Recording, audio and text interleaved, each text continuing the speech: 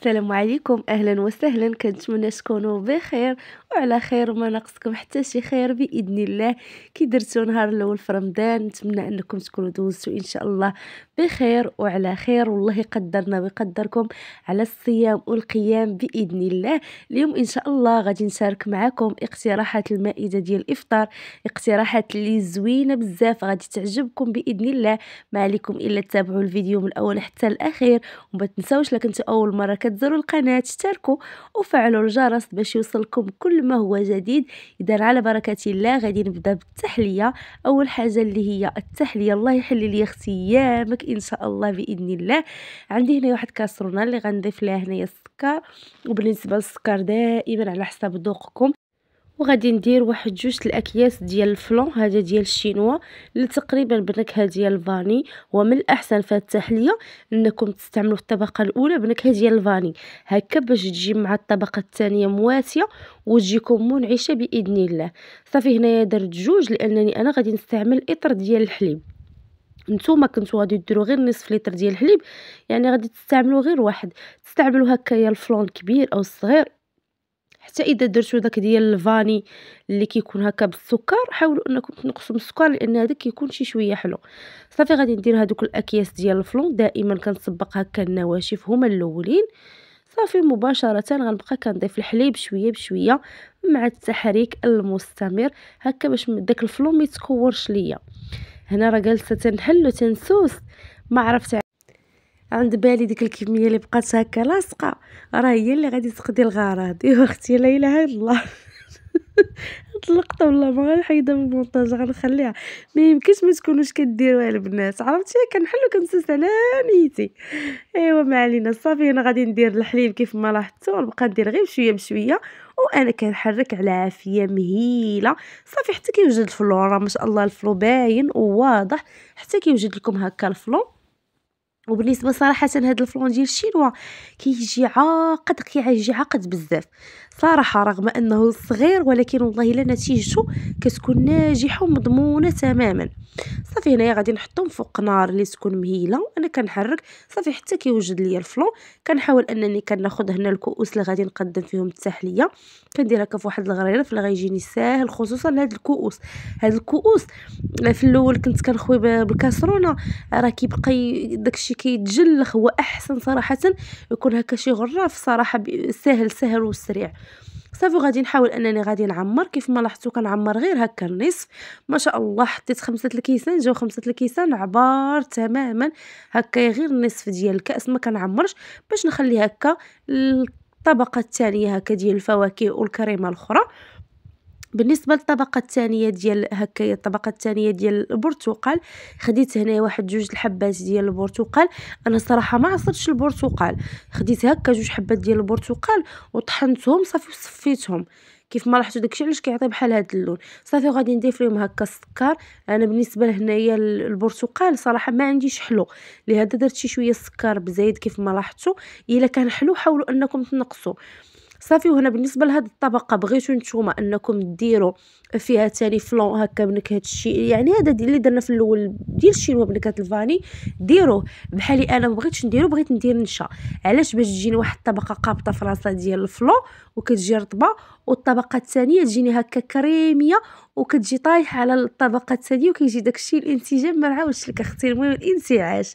صافي درت هنايا جوج معالق كبار ديال نشا الذره، واكيد كنحرك مع التحريك المستمر بسرعه بسرعه لانني ما سبقتهمش، هما الاولين خفتهم هكا يتكوروا ليا.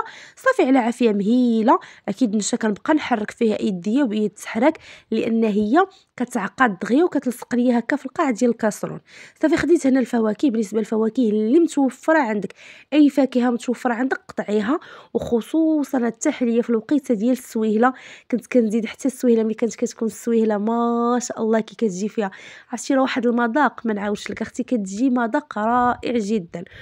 صافي هنايا استعملت انا الفواكه اللي عندي، درت هنا تقريبا واحد جوج حبات ديال الموز، جوج حبات ديال ديال الكيوي، 2 حبات ديال التفاح، وهكا شويه ديال الفريز اللي كنكون غسلتهم وقطعتهم بحال هكا، وكنعمر الكؤوس ديالي.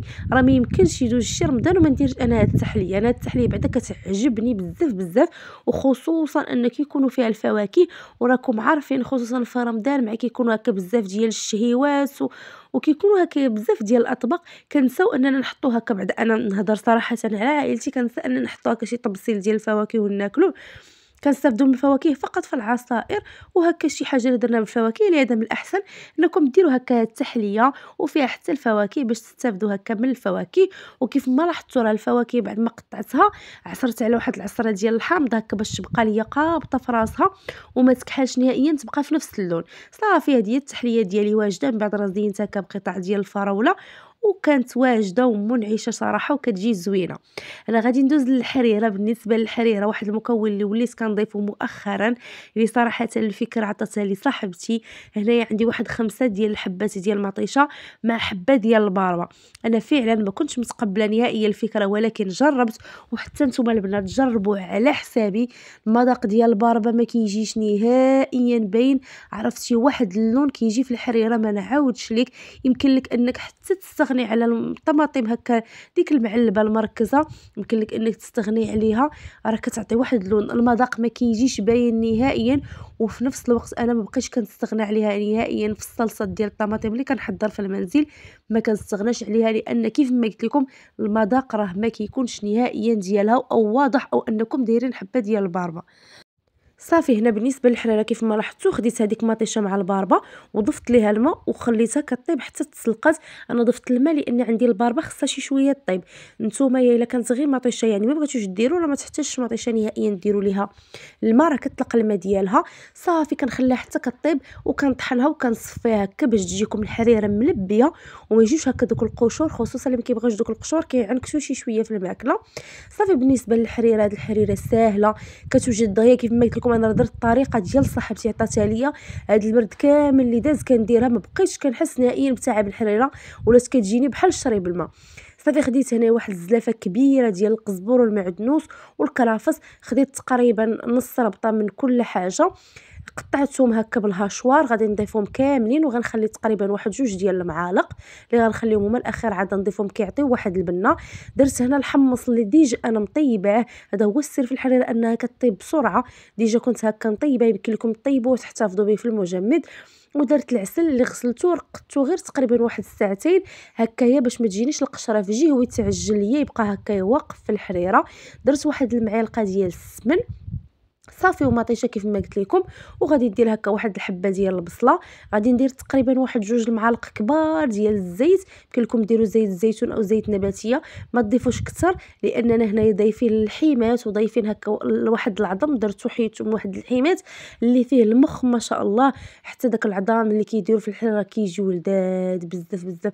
شتو الحريره اللي كنشربوا ما شاء الله على برا بديك اللذه اللي فيها، راه ما يمكنش هما يستغناو على العظام. تيديروا العظام لانهم كيطلقوا واحد المخ وتيعطي واحد اللذه ما نعاودش ليك. صافي هنا وكندير الملح على حسب الذوق. بالنسبه للعطريه غادي ندير هنايا واحد المعلقه ديال السكينجبير، معلقه ديال الخرقوم ومعلقه ديال البزار. تقريبا غير راس ماشي معلقه كبيره كيف ما لاحظتوا. غير هو ما تقلوش على العطريه باش تجيكم الحريره بنينه ما تجيش باسله، لاننا هنا انا غادي ندير الكوكوط الكبيره. صافي ما كنشحر ما كنقلي. يمكن لكم ديروا حتى عويط القرفه اللي انا ما درتوش نسيتو. ما كنشحر كيف ما قلت لكم، ما كنقلي. كندير المكونات كامله، كندير عليهم الماء غليان وكنسد الكوكوط ديالي حتى كطيب ليا ديك الحريره ما شاء الله غير ربع ساعه كتكون واجده. لان هنا اشنو اللي عندنا غيطيب؟ مطيشه ديجا طايبه دايرينها، الحمص حتى هو طايب. غادي يطيب لنا غير الكرافس هكا يطلق ديك البنه ديالو هو والعدس. وغنساجموا المكونات وهكا ديك البصله. حتى البصله اذا انا غير نسيتها ما كان عليا نطحنها مع مطيشه راه ما كتجيش نهائيا باينه. هانتوما كيف ما لاحظتوا المكونات كيجيو كيشهيو واحد الريحه طالعه ما نعاودش ليك، واحد الريحه فنه بزاف. صافي وكنخلي الحريره ديالي حتى كطيب.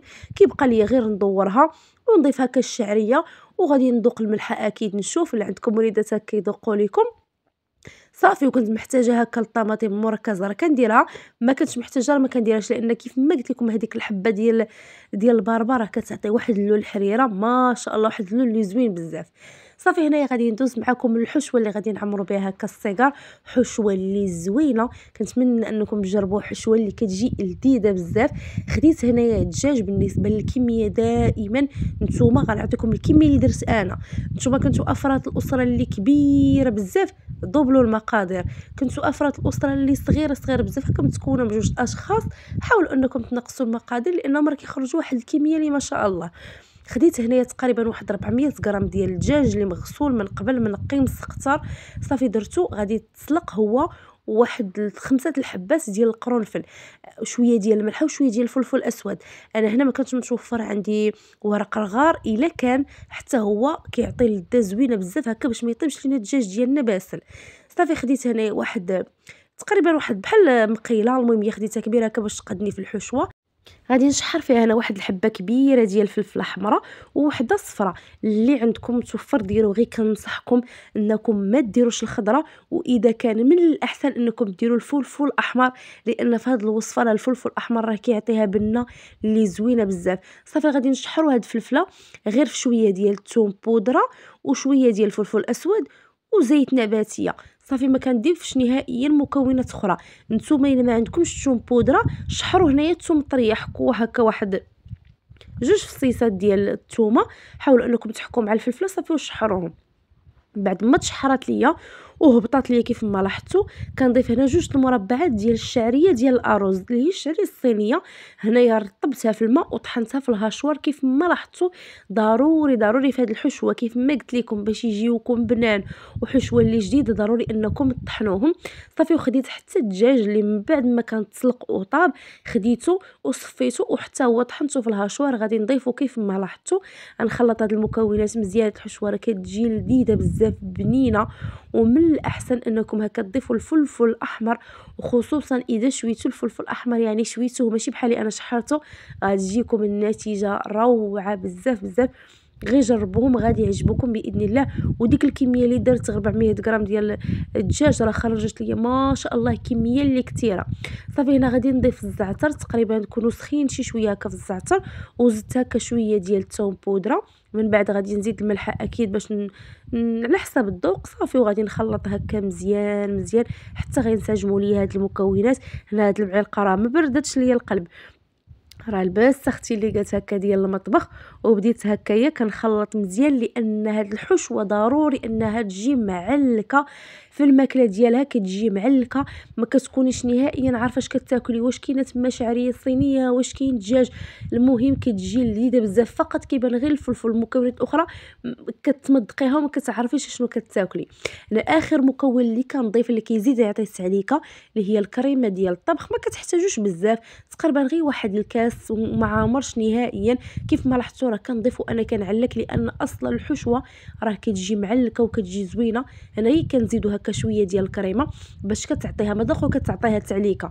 هنا بغيتو تضيفوا الجبن ضيفوه، انا شخصيا ما ضفتوش وراه جات لذيذه ماشي ضروري. والله الا كان عندي محكوك وقلت واش نديرو ما نديرو، قلت ما نديروش لان جات لذيذه. صافي ما كاينلاش انني ضفت الكريمه، ما كاينلاش انني نزيد الجبن، نخليو ان شاء الله الجبن لوصفات اخرى. صافي خديت هنا الورقه، هنا راه كنت حتى وجدت الحشوات. صافي وقلت للمولدار جيب لي الورقه باش هكا يجيب لي الورقه اللي تكون جديده. صافي خديت هنايا الحشوه بعد ما بردات اكيد. كناخذ هكا الورقه كنقسمها كيف ما لاحظتوا، كل ورقه كتقسموها على 4 وكندير بهذا الشكل. هذا الشكل ديال النينيم راه واخا يكونوا عندك هكا غير نص كيلو ديال الورقه راه يخرج لك ما شاء الله، يخرج لك واحد الكميه اللي كثيره بزاف. علاش؟ لان هاد الطريقه اللي كنديروا هكا في الطوي اللي كنقسموا كل ورقه على 4 كتقتصد لينا هكا على الورقه. صافي كيف ما لاحظتوا كندير الحشوه وكنحاول انني كنسد الصوره راه واضحه. انا بالنسبه ليا بحكم الوقت صراحه قليتهم باش انني نزرب، هو لا كان من الاحسن عندكم وقت دخلوهم الفران كيكون من الاحسن. صافي من بعد راه ملي غتبغيو تقليوهم راه ضروري غادي تسدوهم هكا. انا راه سديتهم بالدقيق اللي مخلط مع الماء، كنتقل هكا شي شويه ديال الدقيق. صافي وكنسدهم هكا من الجوانب. صافي وكنقليهم. انا غادي ندوز للحشوه الحلوه. خديت هنايا تقريبا واحد 300 غرام 350 غرام ديال الفول السوداني اللي حمرته. في الفران. وكيف ما لاحظتوا انني رشيته هكا بشويه ديال الزيت باش من يجي في الماكله ديالو مقرمش، ما يجيش هكا لاوي. هو من الاحسن انكم ترشوه غير بالزيت وتدخلوه هكا الفران دغيا كيتحمر. انا راه شويه ما كنت غادي نسها عليه. صافي غادي نطحنوه هكا في الهاشوار. من الاحسن انكم تطحنوه في الهاشوار وما تطحنوش حتى يتنيل يولي غبره. خليوه هكا شي شويه كيف ما لاحظتوا قابض في راسو. صافي بالنسبه لي هنا هاد الحشوه هادي كتجي لذيذه وسهله. غنعطيكم هنا اقتراحات اللي عندكم. انا هنا متوفره ليا زبده الفول السوداني، غادي نخلطها ما بينها وبين الشوكولا ديال الدهن الخاص بالاطفال.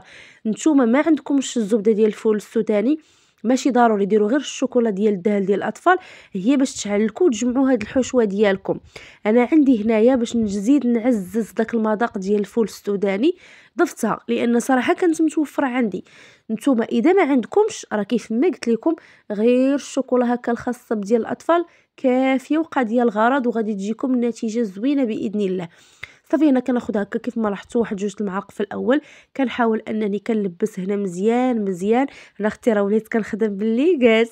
ايوا شنو اختي الحداقه سمحي لي، انا راه عزيز عليا نخدم بايديا، ولكن كنت درت مؤخرا واحد البرودويات ديال التنظيف ليديا اللي حرقوا لي اليدين ما نعاودش ليكم.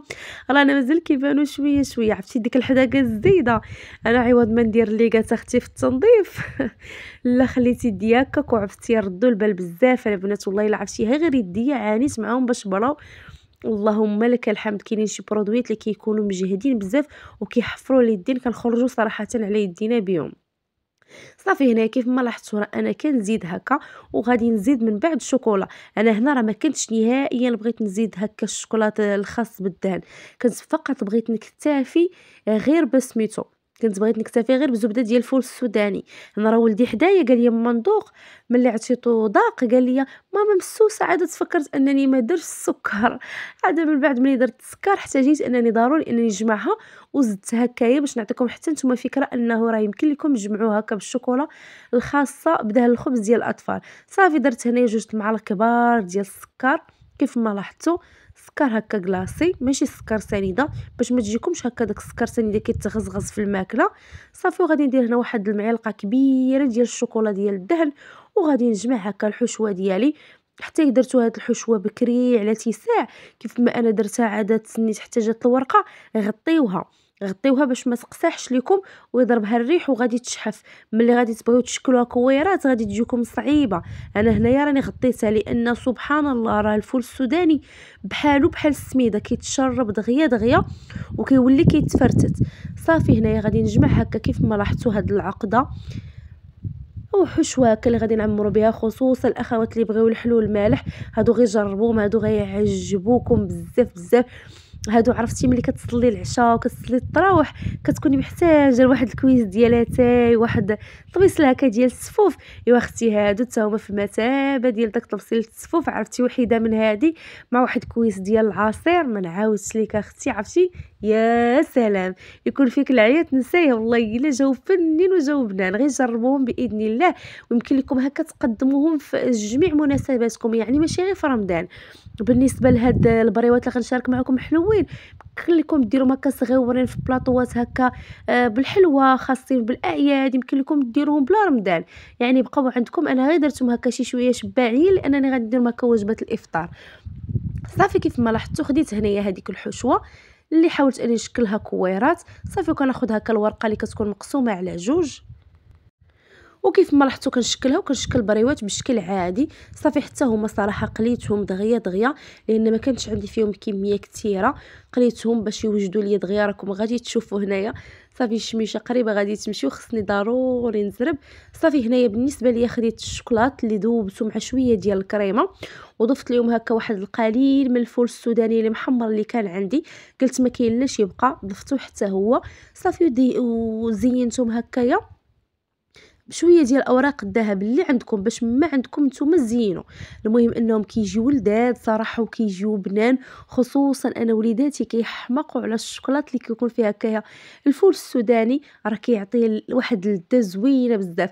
هما صراحه ما غاديش نقول لكم كيجيو بحال فيرو روشي، ولكن المذاق تقريبا واحد شويه كيميلوا ليه لانه فيهم الفول السوداني. المذاق ديال الفول السوداني كيجيو غالب كيجيو لذاذ بزاف.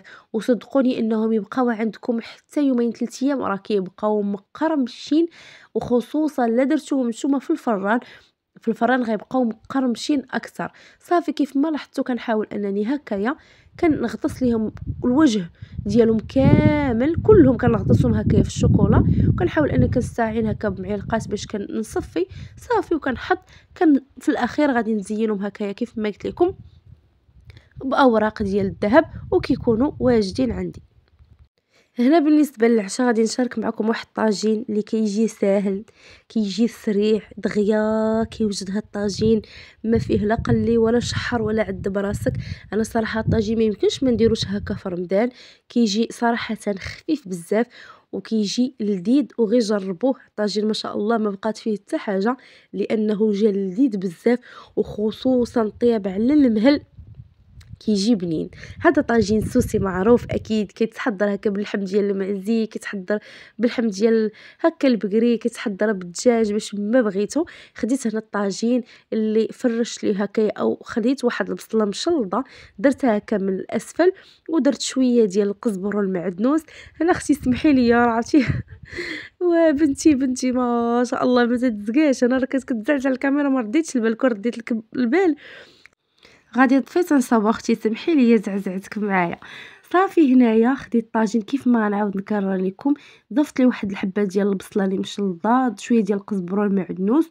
وبالنسبه يعني هنايا كان عندي واحد الاناء اللي فيه دجاج ديروه على حسب ذوقكم. كيف ما قلت لكم ان هاد المكونات كلها يمكن لكم انكم ديروها في اللحم. بالنسبه للعطريه اللي درت تقريبا واحد الكاس هكا كبير اللي ذوبت فيه الزعفران الحر من الاحسن اذا كان ما عندكم ديروا الزعفران العادي.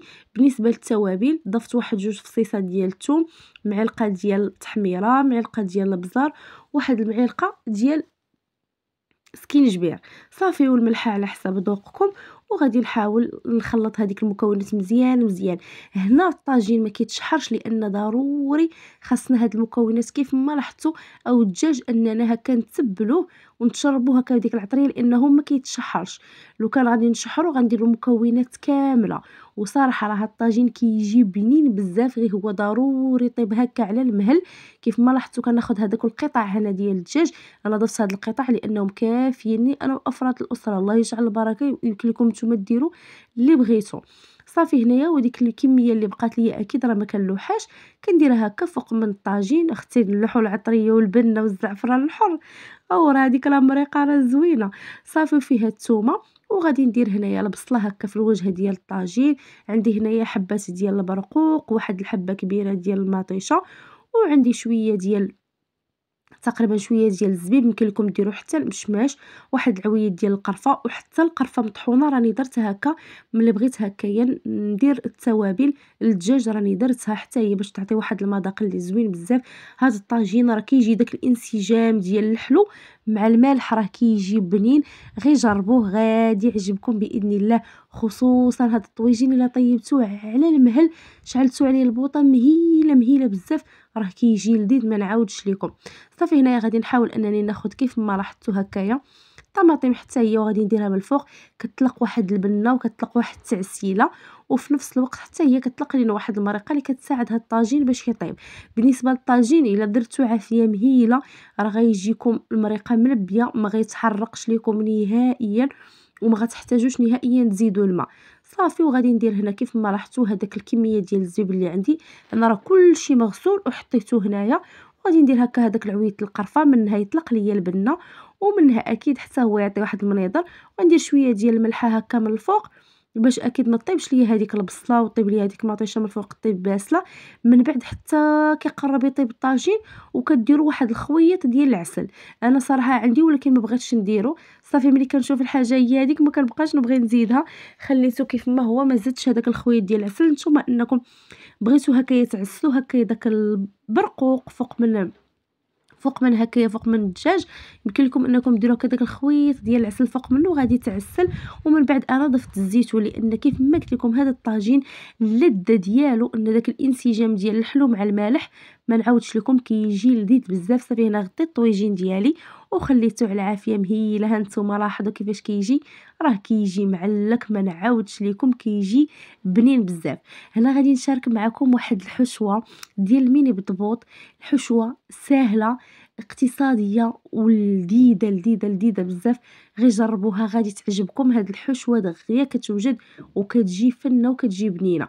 خديت هنايا واحد الحبه كبيره ديال الطماطم اللي قطعتها كيف ما لاحظتوا مربعات اللي تكون صغيره وقليتها. هو صراحه الا قليتوها من الاحسن كتجي بنتها كتر. راكم عارفين المقليات او حاولوا انكم تقليوها حتى في الفران. صافي خديت واحد جوج المعالق كبار ديال الجبن الطاري، درت تقريبا واحد الكميه ديال الجبن الاحمر اللي هكا حكيتو، وكميه كبيره مهمه ديال الزعتر. ما درتش الملحه نهائيا، ودرت حتى لانشون اللي حكيتو حتى هو كيف ما لاحظتوا بالحكاكه. الملحه ما درتهاش لان عندي الفرماج او الجبن الاحمر مالح، وعندي حتى لانشون مالح، وديجا انايا يعني البطاطا قليتها مالحه، وعندي هذاك الجبن مالح. جات الملوحه هي هذيك تماما، ما ضفتش نهائيا حتى حاجه. هذه الحشوه علكتها غير بداك الجبن الطري لانه ديجا مالح، وفي نفس الوقت نكهتها غير بالزعتر. الزعتر كان عندي مطحون، وكيف ما قلت لكم كدير واحد الكميه اللي كتكون مهمه. صافي خديت هنايا اوراق ديال الخس اللي غسلتهم وقطعتهم، درتهم هكا كيتسقطروا. كندير كيف ما لاحظتوا اوراق ديال الخس، من بعد كندير الحشوه صافي وكنحطها هكا في الطبيصلات ديالي. حنا بالنسبه للطبيصلات راه يمكن لكم هكا تفرشوا ورق، تفرشوا الخس. انا قلت ما كاين لاش اختي نفرشوا الخس. الخس راه درناه من الداخل. صافي ما كاينلاش. غادي نحاول انني نعمر هكا الكميه ديال البطبوط كامله. انا راه مشاركتش معكم البطبوط لان غادي تكونوا ديجا حضرتوه هكا في التحضيرات. قلت ما كاينلاش انني نطول لكم هكا الفيديو، وصراحه انا بيني وبينكم راه ماشي حضرته في هذا الفيديو، راه كان ديجا عندي. صافي انا هنا درت غير الحشوه. بالنسبه للبطبوط ملي تبغوا تحتفظوا فيه بالمجمد كنصحكم انكم خليو ديك الساعه ملي طيبوه يبرد، حلوه هكا بالمقص عاد احتفظوا به.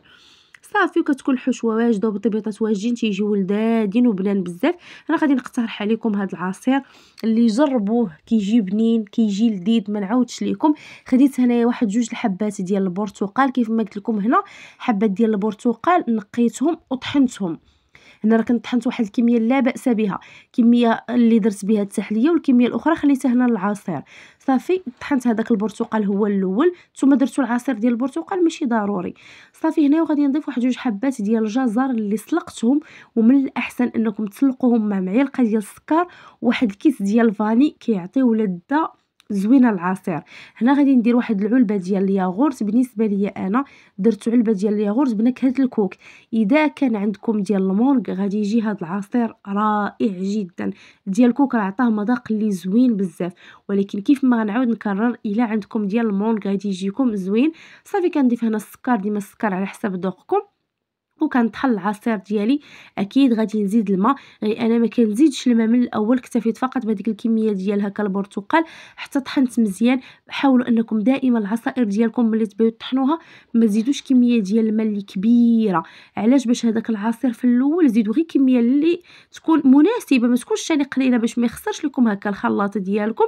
وبقاو كطحنوا نتوما كتحبسوا هكا في الخلاط، كطحنوا نتوما كتحبسوا هكا العصير كيتخلط مزيان مزيان، وفي نفس الوقت ما تحتاجوش نهائيا تصفيوه. ودوك المكونات كيطحنوا يعني كيطحنوا مزيان. انا اليوم غنقترح لكم جوج ديال العصائر. عرفتي هاد العصائر راه بجوج جاو لذاذين وجو صراحه بنان، ومكونات ان شاء الله اللي تكون متوفره ان شاء الله في المتناول وتكون متوفره عندكم في المنازل. العصائر صراحه ديال الخضار كيجيو حتى هما لذاذين صراحه، ما نحقروهمش وكيجيو بنان بنان. غير كيف ما قلت لكم حاولوا انكم هكا الجزر تسلقوه مع واحد الكيس ديال الفاني وشويه ديال السكر من الاول كتسلقوه حلو، غادي يجيكم بنين بزاف. صافي هنايا والعصير ديالي هانتوما لاحظوا كي كيجي ما صفيتوش، كيجي كريمي وتيجي بنين بزاف بحال شي ضناب. بالنسبه للعصير الثاني عصير لي صحي، خصوصا اذا ما ضفتوش لي السكر غيكون صحي اكثر. ضيفوا العسل اذا عندكم. خديت هنا واحد 3 ورقات ديال الخس اللي غسلتهم مزيان. عندي واحد الحبه ديال الحامض اللي حاولت انني نقيها مزيان من العظام. عفوا واحد نصف حبه ديال الحامض، ماشي حبه، باش ما يجيكمش هكا مر. غير ضروري انها تكون الجلده ديالها رطبه باش ما يجيكمش العصير حار، ما تكونش الجلده ديالها قاصحه. وكتنقيوها مزيان مزيان من العظام. صافي وضرت تقريبا واحد الحبه كبيره ديال الخيار، وكنضيف الماء وكنطحن العصير. هاد العصير ما نعاودش لك اختي، عرفتي جا منعش منعش، عرفتي واحد الانتعاش. وبداك الخص راه ما كيجيش باين نهائيا، ما يجيكش نهائيا باين، وغادي يعطيك واحد القيمه غذائيه زوينه بزاف. غير جربيه. وبالنسبه للسكر من الاحسن انكم تحليوه بالعسل. هادو هما العصائر بعد ما طحنتهم نوريكم القوام ديالهم. كيجيو عصائر اللي زوينه بزاف وسهله وسريعه. حتى الاخوات اللي ما يبغيوش انهم يديروا الخص، واخا كنصحكم انكم ديروا الخص، راه ما كيجيش نهائيا باين نهائيا. خصوصا اذا طحنتو وخليتو الخلاط ديالكم حتى ارتاح وعاودوا طحنتو، كيطحن مزيان، ما تحتاجوش تصفيوه. واللي بغى يصفي يصفي، انا بعدا راه ما صفيتوش ما شاء الله، كلشي طحن هكا مزيان. ايوا هذه هي المائده ديالنا، وهادو هما الشهيوات اللي كنتمنى انهم يعجبوكم. هذا الطويجين بعد ما طاب كيجي اختي معلك، كيجي لذيذ، كيجي بنين، كيجي طيب الزبده ما شاء الله الحمد لله. انه تكال وعجب حتى الوليدات هكا كلاوه. انا ضروري كنخلي شي شويه هكا ديال المرقه، لان اللي عنده وليدات صغار ضروري صراحه ما يخلي مريقه. هذه هي الحريره، ما ضفتش ليها نهائيا الطماطم المركزه، والله الا عندي وقلت ما نديرهاش، صافي اللون ديالها عجبني. ضفت فقط الشعريه. غير ما شاء الله الشعريه اللي درت انا، خديت واحد الشعريه بلا ما نقول لكم منين خديتها. اختي جاتني بحال مدوره الحريره بالزراوط ماشي الشعريه. عرفت وجات كبيره بزاف وجات غليظه. هذيك الشعريه ماشي ديال التدوار ديال الحريره، هذيك الشعريه اختي هذه انك ديريها مع الحليب وفقط. هذه هي التحليه كيف ما لاحظتوا، كتجي بنينه، كتجي زوينه بزاف. البغرير ما شاركتوش معكم لان صراحه ما نشارك معكم هذا الشيء كامل ما غاديش يقدني الوقت. وبيني وبينكم بغريره كنت محضراها نهار قبل. انا غيبان لكم شويه كاين على حساب كاين الزيت، داكشي علاش هكا درت حويجات اخرى اللي كانت عندي هكا في المجمد راني جبدتها، بحال غير البيتزا، الباط ديال البيتزا اللي كانت عندي صراحه في المجمد. وهادو هما المكونات او الشهيوات ديالنا اختي ديال اليوم. طاجين جا زوين، كلشي جا زوين.